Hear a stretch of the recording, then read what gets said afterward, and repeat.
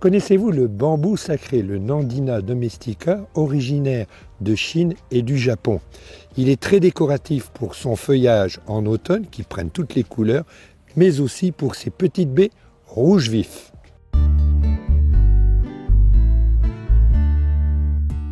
Le Nandina domestica porte de jolis noms, le bambou sacré, le bambou de la félicité, le bambou merveilleux, le bambou céleste.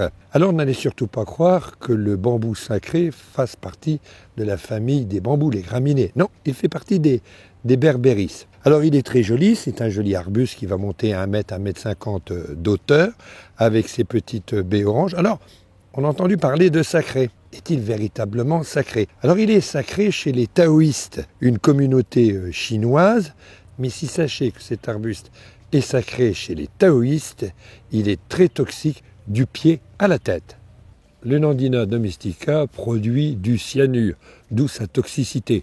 Alors il est toxique pour l'homme, les animaux, mais sauf les oiseaux frugivores.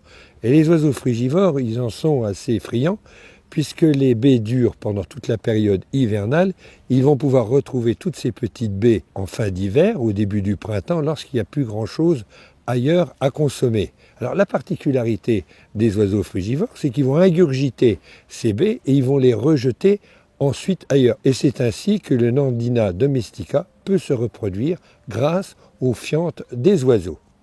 Le bambou sacré se plaît particulièrement planté dans un bac sur une terrasse. Mais personnellement, je préfère le voir dans un jardin, plutôt à l'écart des enfants, vu la toxicité de ces baies. Il se plante dans un endroit ou dans un sol drainé, non calcaire. Ici, tous les 2 ou 3 ans, je remets du BRF, ce qui permet aussi d'acidifier le terrain. Et on peut s'apercevoir qu'il peut monter à 1,50 m, voire un petit peu plus haut, jusqu'à 2 mètres. Alors ce qui est important aussi pour avoir de belles baies, il faut surtout qu'il soit exposé soit mi-ombre, soit au soleil, et surtout abrité avec les autres arbustes qui ne lui font pas trop d'ombre, bien entendu.